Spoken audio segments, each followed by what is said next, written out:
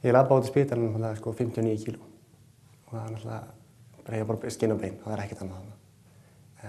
Einsetti sjálfum mér að komast í form sem fyrst en þegar búin að skera upp á það magann þá mátti ekki gera neitt mikið til þess að rífa upp saumana og maginn alltaf ekki sínu standi.